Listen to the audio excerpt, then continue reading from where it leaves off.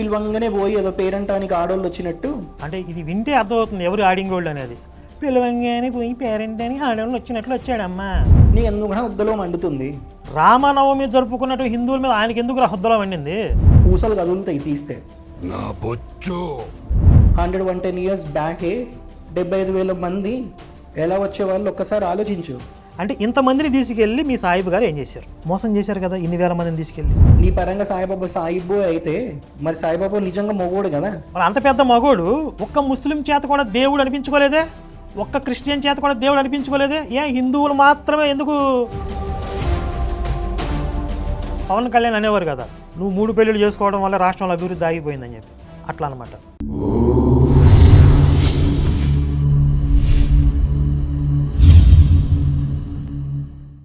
అందరికీ నమస్కారం.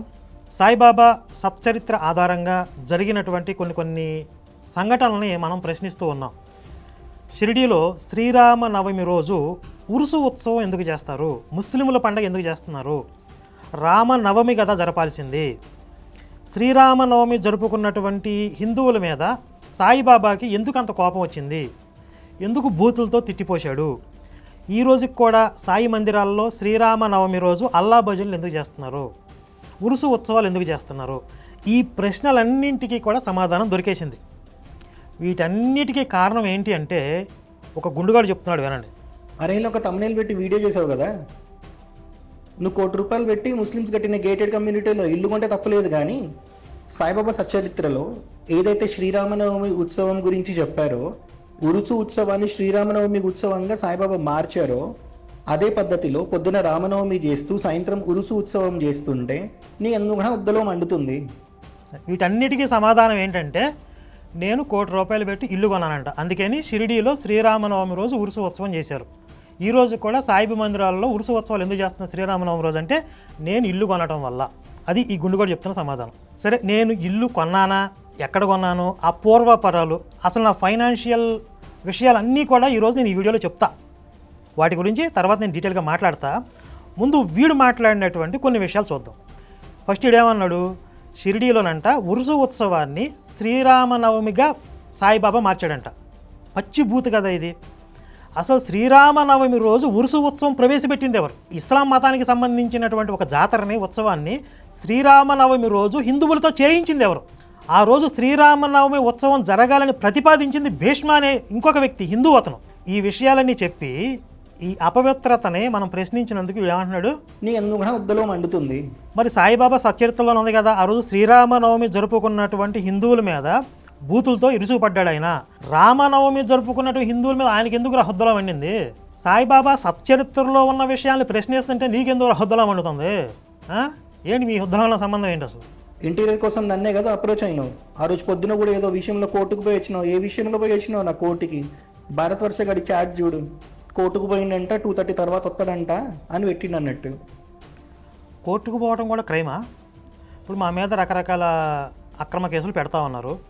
ఆ కేసులను ఎదుర్కోవడానికి మనం కోర్టుల చుట్టూ తిరగాల్సి వస్తుంది కొన్నిసార్లు. అది కూడా క్రైమే అంటాడేంటి? అసలు వీడెవడో కూడా నాకు తెలియదు. వీడేదో ఇంటీరియర్ వర్క్ చేస్తాడని చెప్పి ఆయన డిఎస్పీ గారు సజెస్ట్ చేస్తే, సరే తెలిసిన వ్యక్తి అంటున్నావు కదా, తీసుకురా మాట్లాడదామని చెప్పాను ఆయనతో. వచ్చాడు. వచ్చిన తర్వాత కొటేషన్ పంపించాడు. నేను రిజెక్ట్ చేశాను. రిజెక్ట్ చేసిన కారణం ఇప్పుడు చెప్తున్నా. నేను వీడిని చూస్తే నాకు అర్థమైంది ఏంటంటే, అష్టదరిద్రాలు వీడి మొహం మీదే తాండవం ఆడుతున్నాయి. నెగిటివ్ ఎనర్జీకి నిలువెత్తు రూపంలా అనిపించాడు. కాబట్టి అసలు వీడు వద్దు, మళ్ళీ ఇంట్లో అడుగు పెట్టొద్దు వీడు అని కూడా ఆ రోజు నేను డిఎస్పీ గారు చెప్పడం జరిగింది. చిన్నజీవ స్వామి కూడా నీకు సపోర్ట్ చేసిరని చెప్పినావు. ఆయన ఆశ్రమంలో ఉన్నా అని కూడా చెప్పినావు. ఆయన కూడా సాయిబాబా గురించి పాజిటివ్గానే చెప్పిన తప్ప నెగిటివ్గా చెప్పలేదు. మైసూర్ దత్తపీఠానికి పోయినావు. అక్కడ దత్త మందిరంలో ముందే సాయిబాబా ఫోటో ఒకటి ఉంది. అక్కడికి పోయి పిలవంగానే పోయి ఏదో పేరంటానికి ఆడోళ్ళు వచ్చినట్టు. అంటే ఇది వింటే అర్థమవుతుంది ఎవరు ఆడింగోళ్ళు అనేది. పిలవంగానే పోయి పేరెంట్ అని ఆడవాళ్ళు వచ్చినట్లు వచ్చాడమ్మా. సాయిబాబా భక్తులు శ్రద్ధ సబూరి అని చెప్పి ప్రతి విషయంలో కామ్గా ఉంటారని అనుకోకు. శ్రద్ధ సబూరితో ఈడ్చి కొడితే జీవితంలో పైకి లేవవు నువ్వు. నీ బతికేందో నీకు అర్థం కావట్లేదు. కొన్ని రోజుల్లో తెలుస్తుంది, ఆగు. వస్తావుగా షిరిడీకి, 4 సంవత్సరాలు సాయిబాబా మందిరాలు ముగిస్తావని నాకు కొడక నువ్వు. వీడు ఒక రకమైన బ్లాక్ మెయిలింగ్ ధోరణితో మాట్లాడుతున్నాడు. షిరిడీకి వస్తారు కదా, అక్కడ ఏం జరిగిద్దో మీరు చూడండి. కొన్ని కామెంట్స్లో వీళ్ళని కొట్టడానికి అంతా కూడా ప్రిపేర్ చేసాం. అక్కడ దాడి జరిగిద్ది, అప్పుడు తెలుగు వాళ్ళ పరువు పోతుంది అక్కడ షిరిడీలో తెలుగు వాళ్ళ మీద దాడి అంటే అని ఒక రకమైనటువంటి బెదిరింపు ధోరణితో మాట్లాడుతున్నాడు వీడు. ఇంకొకటి ఏంటి, 4 సంవత్సరాల్లో షిరిడీ మందిరాలు మూయిస్తావా నువ్వు, షిరిడీ మందిరాలు మూయిస్తావా అని నేను అనలా. వాస్తవాలని బయటకి తీస్తే, వెలికి తీస్తే ఆటోమేటిక్గా ఈగలు తోలుకుంటారు, బిజినెస్ పడిపోతుంది అని చెప్పా. అంతేగాని కర్రో కత్తి అట్టుకెళ్ళి మూసాడు అని చెప్పి మేమంటే మాకు అవసరం ఉంది. కనుక ఈ గుండుగడికి పైన బొచ్చే కాదు, లోపల గుజ్జు కూడా లేదు వీడికి అని అర్థమైంది ఇక్కడ. పైగా ఏమంటున్నాడు, కొడక నా కొడక. దీని నా రియాక్షన్ ఇంకొక రూపంలో వస్తుంది. వెంటనే కొన్నిసార్లు మాటకి మాట అలా ఉండదన్నమాట, అది లోపల రిజిస్టర్ అయ్యిద్ది అనమాట. అది ఇంకొక ఎనర్జీలోకి ఫామ్ అయ్యిద్ది, ఆ ఎనర్జీ ఎక్కడో బ్లాస్ట్ అయ్యిద్ది. అట్లా ఉంటుంది ముచ్చట. చూపిస్తా నీ అవకాత ఏంటి, నీకు సపోర్ట్ చేసే వాళ్ళ అవకాత ఏంటి అనేది. ప్రతి నా కొడుకు జాతకం నా దగ్గర ఉంది కదా, వాటిని ఎక్కడైనా పెట్టేసుకోమ్మా.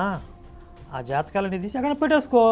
నీ జాతకం ఏంటో ఒక ఆడపిల్ల ఆల్రెడీ నడి బజార్లో పెట్టేసింది. నువ్వు ఎంత సైకో నా కొడుకువో, ఎంత దౌర్భాగ్యుడువో, ఎంత డేంజరస్ క్రిమినల్ మెంటాలిటీనో నీది. ఏంటంటే నీ జాతకాలు ఉంది నీ దగ్గర బొచ్చు. తీయడం పెద్ద మ్యాటర్ కాదు, పూసలు కదులుతాయి తీస్తే. నా బొచ్చు సాయిబాబా సచ్చరిత్రలో రామనవమి గురించి చాలా గొప్పగా ఉంది. ఇది వినండి. 1912 నుంచి 1918 వరకు 75,000 మంది జనం సాయిబాబా ఇన్ఫ్లుయెన్స్ వలన షిరిడీలో జరిగే రామనవమి ఉత్సవం చూడడానికి వచ్చేటోళ్ళు. షిరిడీలో మొట్టమొదట ఏం చేశారు, రామనవమి చేశారా, ఉరుసు ఉత్సవం చేశారా? ఉరుసు ఉత్సవం నుంచి రామనవమిగా మార్చుకున్నది హిందూ భక్తులు. అసలు ఈ సాయిబు షిరిడీ వదిలి పారిపోతే వెళ్ళిపోయాడు. ఎవరు, జవహర్లాల్ అనే ఒక ముస్లిం మతోన్మాది ఆ గురువుతో కలిసి ఎస్కేప్ అయిపోతే ఊరి జనాలందరూ కలిసి వాళ్ళని బెదిరించి మరీ వెనక్కి తీసుకొచ్చారు, ఈయనేదో ఓడబొడి చేస్తాడని చెప్పి. ఆయనకి షిరిడీలో ఉండడమే ఇష్టం లేదు, అవకాశం దొరికింది చెక్కేశాడు ఆయన. ఎవరు, సాయిబ్ గారు. ఆయన సాయిబ్ గారు అని చెప్పి సత్చరిత్రలో ఉంది కదా. ఆ సాయిబ్ గారు శ్రీరామనవమి రోజు ఉరుసు ఉత్సవం జరిగేలా ఏర్పాట్లు చేశారు. దానికి కారణం గుండు. అక్కడ గుండు ఉన్నాడు సాయిబాబా సచరిత్రలో, గోపాలకృష్ణ గుండు. ఆ గుండుగోడికి ఎంతసేపు కూడా రామనవమి రోజు ఉరుసు ఉత్సవం చేద్దాం, మసీదుని రంగులేద్దాం అంటే సాయిబ్ గారికి నచ్చే విషయాలు, ఆయనకి ఏదైతే నచ్చుతుందో అవన్నీ ఆయన చేస్తూ ఆయన కాకబట్టి ఆయన బిజినెస్ ఏదో డెవలప్ చేసుకున్నాడు అక్కడ ఈ గోపాలకృష్ణ గుండు. కానీ నువ్వు 7-8 లక్షల సబ్స్క్రైబర్లు పెట్టుకున్నావు. ట్రాన్స్పోర్టేషన్ లేని ఆ కాలంలోనే 110 ఇయర్స్ బ్యాకే 75,000 మంది ఎలా వచ్చేవాళ్ళు ఒక్కసారి ఆలోచించు. కానీ నువ్వు మొన్న జనవరిలో చేసినావు అనుకుంటా, డిసెంబర్లోనో జనవరిలోనో ఒక ఈవెంట్, 10 సంవత్సరాలు అయింది శివశక్తి స్టార్ట్ చేసి అని. తిప్పి కొడితే ఇంతమంది ట్రాన్స్పోర్టేషన్ ఉన్నా సరే నీ అవకాత ఏంటో నీకు చూపెట్టిరు. తిప్పి కొడితే 2,000 మంది కూడా రాలేదు. అదిరా నీ అవకాత. ట్రాన్స్పోర్టేషన్ లేని కాలంలోనే 75,000 మంది హిందువులు రామనవమికి షిరిడీకి వచ్చేవాళ్ళు అని అంటే, ఇంత ట్రాన్స్పోర్టేషన్ ఉన్న 2,000 మంది నీ సభకి దిక్కులేరు అని అంటే ఎవడరా గొప్ప? అంటే సాయిబాబా వర్సెస్ కరుణాకర్ సుగ్న కంపేర్ చేస్తున్నాడు వీడు. ఎవరరా గొప్ప, హొద్దలో దమ్ముందా అంటున్నాడు వీడు. శివశక్తి 10th యానివర్సరీకి ఎంతమంది అటెండ్ అయ్యారు అని చెప్పి నేను చెప్పడం కాదు, ఇబ్రహీంపట్నం పోలీస్ స్టేషన్లో రికార్డ్స్ ఉంటాయి, అక్కడికి వెళ్ళి తెచ్చుకో. అని వాళ్ళు పై ఆఫీసర్స్కి రిపోర్ట్ ఇస్తారు కదా ఇంతమంది అటెండ్ అయ్యారని చెప్పి. కాబట్టి ఆ రికార్డ్స్ నీకు చేతనైతే వెళ్ళి తెచ్చుకుంటే ఎవడ అవకాశం ఏంటో తెలిసిద్ది. సరే, నీ లెక్క ప్రకారం కాసేపు నీ సాటిస్ఫాక్షన్ కోసం, నీ శాడిజం కోసం 2,000 మంది వచ్చారు అనుకుందాం. ఆ రోజు అక్కడికి ఎంతమంది వస్తే అంతమంది, అన్ని వేల మంది జై శ్రీరామ్, జై జై శ్రీరామ్ అనే అన్నారు. కనకదుర్గమ్మ రాలేదు కానీ కొడుకొచ్చాడు. జై శ్రీరామ్ జై శ్రీరామ్ జై శ్రీరామ్ జై శ్రీరామ్ జై శ్రీరామ్ జై శ్రీరామ్. ఆ శవానికి, ఆ ప్రేతానికి పిండం పెడుతుంది శివశక్తి. అల్లా అచ్చా కరేగా అల్లా 75,000 మంది వచ్చారు. వాళ్ళు అల్లా అచ్చా కరేగా, అల్లా బలా కరేగా అన్నారు వాళ్ళు. అంటే ఇంతమందిని తీసుకెళ్ళి మీ సాయిబు గారు ఏం చేశారు, మోసం చేశారు కదా. ఇన్ని వేల మందిని తీసుకెళ్ళి సాయిబు గారి దగ్గర జనాలు రావడానికి కూడా చాలా టైం పట్టింది కదా. ఆయన ఎప్పుడో ముసలాడు అయిపోయిన తర్వాత, చావుకు దగ్గరకు వచ్చిన తర్వాత, అప్పుడు మేము ఇప్పుడే కదా పసిప్రాయం కదా శివశక్తి, ఇప్పుడే కదా బ్రూడు అడుగులు వేస్తుంది. 10 years అంటే పెద్ద టైమేం కాదు, ఇంకా నవ యవ్వనంలోకే ప్రవేశించలేదు. కాబట్టి కొన్ని సంవత్సరాలు ఆగితే ఆ ప్రపంచం ఏమిటో నీకు అర్థమయ్యేది. ఆల్రెడీ ఆ హింట్ నీకు ఉంది కాబట్టి 10 yearsలోనే 10,000 మందితో సభ పెట్టగలిగేంత శక్తి శివశక్తికి ఉంది. కాబట్టి శివశక్తి రంగంలోకి దిగితే సాయిబ్ గారి కథ కంచికే అనేది నీకు అర్థమైంది కాబట్టి, నీ హొద్దలో దమ్ము లేదు కాబట్టి అంటే సచ్చరిత్ర ప్రకారం సమాధానం చెప్పడానికి నీ హుద్దలో దమ్మలేదు కాబట్టి అది అక్కడెక్కడో ఇల్లు అన్నాడు, ఎక్కడెక్కడో కోర్టుకు పోయాడు. ఇదా హుద్దలో దమ్మంటే ఇదంటరా బాడకో. ఇప్పుడు షిరిడీకి రాకపోతే ఆ రోజు శ్రీరామనవమి చేసుకోరా హిందువులు? ఊర్లో 10 ఇళ్ళు ఉన్నా కూడా అక్కడ ఒక చిన్న రామాలయం పెట్టుకుని 10 మంది అక్కడ కూర్చొని చక్కగా రాముడి కళ్యాణం చేసుకుంటారు. చిన్న మారుమూల పల్లెల్లో కూడా రాముడి కళ్యాణం జరుగుతుంది భారతదేశంలో. అలాంటిది కొన్ని వేల మందిని షిరిడీకి తోలుకొచ్చి మార్కెటింగ్ చేసి ఇక్కడ ఏదో పెద్ద ఉత్సవం జరుగుతుంది అది ఇదే అని చెప్పి మాయ చేసి అన్ని వేల మందిని అక్కడ తోలుకొచ్చి వీళ్ళు ఉరుసు ఉత్సవాలు చేయించారు. ఇది రామద్రోహం అవునా కదా చెప్పండి? షిరిడీకి వచ్చినప్పుడు ఉండడానికి ఏదో ఒక చోటు ఉండాలి కాబట్టి రాగానే మా ఇంటికి రండి అని ఎవడు వెల్కమ్ చెప్పడు కాబట్టి పాడుబడ్డ మసీదు, ఎవడు వాడని మసీదు, ఎవరు నమాజ్ చేయని మసీదులోకి పోయి వెంటనే దానికి with in no time Dwarakamayi అని పేరు పెట్టిను. నీ పరంగా సాయిబాబా సాయిబో అయితే మరి సాయిబాబా నిజంగా మొగోడు కదా. ఎవరు నమాజ్ చేయని ఒక మసీదులో ఉండి వెంటనే ద్వారకామాయని పేరు పెట్టి సనాతన ధర్మంలో అతి పవిత్రమైన నిత్యాగ్నిహోత్రమైన దుని పెట్టి తులసి కోట పెట్టి గంట పెట్టి జనాలందరినీ ఏకం చేసిరు. అప్పటి నుంచి ఇప్పటివరకు ఎవడు గొడవ చేయలేదు. అదిరా హిందూ ముస్లిమ్స్ మధ్యలో ఐక్యత. మతోన్మాదులు నీలాంటి వాళ్ళు గొడవలు పెట్టడానికి చూస్తారు తప్ప అటు వర్గంలో మంచి వాళ్ళు ఉన్నారు, ఇటు హిందువుల్లో చెడ్డవాళ్ళు ఉన్నారు. అంటే ఇప్పుడు వీడు చెప్తున్న ప్రకారం మొగతనం అంటే ఏంటి? ఒక మసీదుని ద్వారకామాయి టెంపుల్గా మారిస్తే మగోడు కదా. మరి ఎంతమంది సాయి భక్తులు ఎన్ని మసీదుల్ని టెంపుల్స్గా మార్చారు? ఆ రోజు గురువు చెప్పింది ఈరోజు శిష్యులు ఫాలో అవుతున్నారు అని అన్నాడు కదా. ఈ గుండు కూడా ఫాలో అవుతున్నాడు, ఏ మసీదు అన్నా మార్చాడా? అలా మారిస్తే మొగతనం అని చెప్తున్నాడు. నీకు అర్థమైందా? మసీదుని టెంపుల్గా మారిస్తే మొగతనం, సాయిబ్ గారు మగోడు అని చెప్తున్నాడు. కానీ జరిగిందేంటి? అక్కడ హిందూ పాపులేషన్ ఎక్కువ కాబట్టి హిందువుల్ని ఆకర్షించడానికి హిందువులు ఆరాధించేటటువంటి ఒక దేవాలయం పేరు పెట్టుకున్నాడు అని నేను అంటాను. సరే దీని మీద డిబేట్ చేద్దాం రమ్మంటున్నాగా, రా మాట్లాడదాం. సాయిబాబా సచ్చరిత్ర ఆధారంగా సాయి ముస్లిమా కాదా, తనని తాను ముస్లింగా ఆయన చెప్పుకున్నాడా లేదా, ఆయనకి సుంతి జరిగిందా లేదా, ఇవన్నీ మాట్లాడదాం. ఆయన దునిపెట్టాడు, నిత్యాగ్నిహోత్రం అంటున్నాడు. ఆయనకి భయం వేసి చలిమంట వేసుకున్నాడు. అక్కడ పాడుపడ్డ మసీదు కదా, ఏ తేళ్ళలో పాములో వస్తాయని చెప్పి ఆయన మంట వేసుకుంటున్నాడు, చలి ప్రదేశం కాబట్టి. అది నిత్యాగ్నిహోత్రం అయిపోయిందా? ఆయన బోటీ కూర వండుకోవడానికి ఏదో మేక పేగులు తెచ్చి కడుక్కోండి, ఆయన పేగులు తీసి కడుక్కోండి క్రియేట్ చేశారు. ఇది కదా మిరాకిల్స్, ఇది కదా మార్కెటింగ్ మీరు చేసింది. ఒక మసీదుని కేంద్రంగా చేసుకుని హిందువులందరిని అక్కడికి పిలిపించి ఉరుసు ఉత్సవాలు చేయించడం మగతనమా? నిజంగా సాయిబాబా మగోడైతే అయోధ్యలో రామాలయ ఉద్యమం జరుగుతుంది కదా, అయోధ్యలో రామాలయానికి అపవిత్రం జరిగింది కదా, కూల్చేశారు కదా, ఆ రామాలయాన్ని తిరిగి కట్టించేవాడు కదా అంత పెద్ద మగోడు, అంత పెద్ద దేవుడు. మీ దృష్టిలో దేవుడు కదా, దేవుడు దిగు చేంజ్ చేశాడు. కోల్చబడిన రామాలయాన్ని ఒక్క ఇటుక కూడా పేర్చలేకపోయాడు అక్కడ. పైగా రామాలయ ఉద్యమం కోసం పోరాడాల్సిన హిందూ జాతిని డైవర్ట్ చేశాడు. మరి అంత పెద్ద మగోడు ఒక్క ముస్లిం చేత కూడా దేవుడు అనిపించుకోలేదే, ఒక్క క్రిస్టియన్ చేత కూడా దేవుడు అనిపించుకోలేదే. హిందువులు మాత్రమే ఎందుకు ఆయన దేవుడిగా నమ్మాల్సి వచ్చింది? ముస్లిమ్స్కి ఆయన దేవుడు కాలేకపోయాడు ఎందుకు? క్రిస్టియన్స్ ఎవరికి ఆయన కల్లో కనపడలేదు ఎందుకు? అంటే ఇక్కడ హిందువులు మాత్రం ఎర్రిపప్పలయ్యారు, స్పష్టంగా అర్థమవుతుంది కదా. సో ప్రతిదీ మాట్లాడు నీకు దమ్ము ఉంటే. చినేజీయర్ స్వామి నీకు సపోర్ట్ చేశాడని ఓ మొత్తుకుంటావు కదా వీడియోస్లో. ఆ రాజ్బోడా అనే అతన్ని ఘోరంగా తిట్టావు కదా, అతను స్వామివారిని ఏదో తిట్టాడని. అతను చేసింది తప్పే, కానీ అప్పుడు అంతా సపోర్ట్ చేసావు కదా. ఇప్పుడు మరి ఇంత హేట్రెడ్ ముస్లిమ్స్ మీద స్ప్రెడ్ చేస్తున్నావు కదా, హిందూ ముస్లింలు కలవకుండా చేస్తున్నావు కదా. అసలు నువ్వెంత నీ అవకాశం ఏందన్నాడు. ఇప్పుడు ఏమన్నాడు? హిందూ ముస్లిం కలవకుండా చేసే అంత శక్తి నాకుందని నమ్ముతున్నాడు వీడు. అలాగే సాయిబు మందిరాల బిజినెస్ని కూడా పడగొట్టగలిగే శక్తివంతుడు నేను అని కూడా వీడికి నమ్మకం. అందుకే నేను తేడుపు. మరి చిన్నజీయర్ స్వామి వారే 2017లోనో 18లోనో రంజాన్ ముందు రోజు, అంటే రంజాన్ మంత్లో లాస్ట్ డే పార్క్ హయత్లో అనుకుంటా ఒక సభ పెడితే ముస్లిమ్స్ అందరు ముస్లిమ్స్తో కలిసి స్టేజ్ పంచుకున్నారు. అక్కడికి వెళ్ళి జై శ్రీమన్నారాయణ అని అంటారు. ఆయన అల్లాహో అక్బర్ అనరు. ఆయన హిందువులందరి చేత అల్లాహో అక్బర్, అల్లా అచ్చా కరేగా, అల్లాకు తను బానిసని, అల్లాయే తన దైవమని అనే పాటలు పాటించలేదు చంద్రశేఖర స్వామి వారు. ఇంకా చెప్పాలంటే వారు కూడా స్వామీజీ వచ్చారని చెప్పి హిందూ ట్రెడిషన్లోనే నమస్కారం చేసి ఉంటారు. అంటే ముస్లిమ్స్ని కూడా హిందూ ఆచారాలు పాటించే విధంగా చేశారు. అక్కడ హిందుత్వాన్ని అక్కడ అవమానించలేదు స్వామివారు.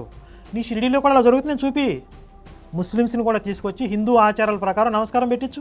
అప్పుడు మగతనం అంటే మరి అప్పుడు ఎందుకో మాట్లాడలేదేంద్రా చిన్నజీయర్ స్వామి గురించి? ఆశ్రమం నుంచి దూరం పెట్టేస్తారని భయమా? ఇప్పుడు పెట్టలేదా మీరు చేసే యదవ నాటకాలకి? ఆ? ఒక్కరోజు చిన్నజీర స్వామి ఆశ్రమానికి నేను వెళ్ళినట్టు నీకు తెలిస్తేనే గుజ్జలు వణికినా ఇట్లా. ఎవరికి? నాకు గుర్తులేదా నువ్వు అక్కడికి ఫోన్ చేసింది? అరే హౌలే, నేను ఫోన్ చేయడం కదరా, తర్వాత నాకు ఫోన్ చేసి చెప్పారు వీడు ఆశ్రమానికి వెళ్ళాడంట, స్వామివారు ఇట్లా వీళ్ళు సాయిబు గారి మీద పడుతున్నారు, దయచేసి మీరు ఒక్కసారి వాళ్ళని పిలిచి చెప్పండి అంటే, ఎవరికి నచ్చింది వాళ్ళు చేసుకుంటారు నాయన, మనం ఏం చేస్తాం వెళ్ళిపోయారంట. ఒకటే మాట, కనీసం వీడిని కూర్చోబెట్టడం కూడా కూర్చోబెట్టలా. తర్వాత వీడు అక్కడ ఉండగానే ఆశ్రమంలో ఉన్నవాళ్ళు వీడు గతంలో స్వామివారికి వ్యతిరేకంగా మాట్లాడిన వీడియో ఒకటి అక్కడ ఎవరికి పంపించాలో వారికి పంపించారు. వారు పిలిచి ఇంకొకసారి అడుగు పెట్టామని చెంపలు పగులుతాయి, గౌరవంగా వచ్చిన దారినే దొబ్బేయి అని చెప్పి పంపించారు. ఇన్ని కాదని చెప్పానండి నేను. ఈ విషయం నాకు ఫోన్ వచ్చిన తర్వాత అక్కడ ఏం జరిగిందనేది, మళ్ళీ ఈయన్ని ఎవరైతే తీసుకుపోయారో అక్కడికి ఆయన కూడా తోలేశారు, ఇలా నృత్య పనులు ఇంకోసారి చేయకరా అని చెప్పి. అది మీ దరిద్రపు కొట్టు జాతకాలు శృంగేరి వాళ్ళకి కూడా తెలుసు, ఎక్కడ పెట్టాలో అక్కడనే పెడతారు మిమ్మల్ని. మైసూర్ దత్తపీఠానికి వెళ్ళిరుగా నువ్వు లలిత్, అక్కడ ఏం జరిగిందో మాకు తెలుసు, ఎట్లా వెళ్తాంగారో ఎలా తిట్టారో. నువ్వు మళ్ళీ కవరప్ చేసుకోవడం కొత్త వీడియోలు ఏం చేయక అయ్యా, ఉన్న ఇజ్జత్ కూడా పోతుంది ఫ్యాక్ట్ తీసి బయట పెడితే.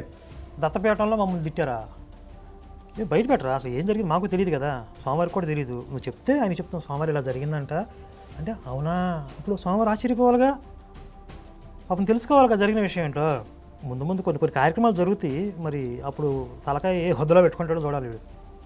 సాయిబాబా మందిరాల్లో అందరూ కలిసి ఉండాలి అని చెప్పి సాయిబాబా ఏదైతే ఆ కాలంలో సెలబ్రేట్ చేశారో రామనవమి, ఇప్పుడు అదే పద్ధతి ఫాలో అవుతున్నారు అని అంటే, గురువుని శిష్యులు ఎలా ఫాలో అవుతున్నారో ఇక్కడ నువ్వు తత్వం అర్థం చేసుకోవాలి. గురువులు అంటే ఇక్కడ ఆ రోజు సాయిబ్ గారు షిరిడీలో రామనవమి రోజు ఉరుసు ఉత్సవాలు చేయించాడు కదా, దాన్నే ఇప్పుడు సాయిబు మందిరాల్లో శిష్యులు కూడా ఫాలో అవుతున్నారంట.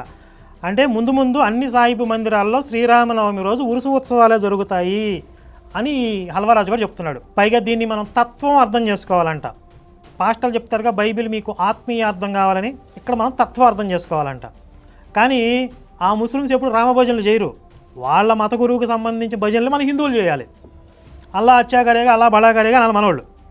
ఇక్కడ నేను ఉరుసు ఉత్సవాన్ని తప్పు పట్టట్లేదు, నేను స్పష్టంగా చెప్తున్నాను, ఉరుసు ఉత్సవాలు దర్గాల్లో చేసుకుంటే మాకేం అభ్యంతరం లేదు, అలాగే సాయిబ్ గారి మందిరాల్లో చేసుకున్నా మాకేం అభ్యంతరం లేదు. కాకపోతే అక్కడ హిందువులు తీసుకెళ్తున్నారు మోసం చేసి. మీరు బయట బోర్డేం పెట్టాలంటే ఇది హిందూ దేవాలయం కాదు, సాయిబాబా హిందూ దేవుడు కాదు, కోర్టుకి ఇచ్చిన అఫిడవిట్లో కూడా చెప్పారు కదా, అదే బోర్డులో పెట్టండి. బయట మీకు ఇష్టమైన వాళ్ళు రండి ఇలా పెట్టాలి మీరు. కానీ మీరు ఏం చేస్తున్నారు, సాయిబాబా హిందూ దేవుడే, ఆయనే రాముడు, ఆయనే కృష్ణుడు, ఆయనే పరబ్రహ్మం, ఆయనే అమ్మవారు, ఇలా మోసం చేసి మాయ చేసి హిందువులు లోపలికి తీసుకుపోయి అల్లా భజనలు చేపిస్తున్నారు.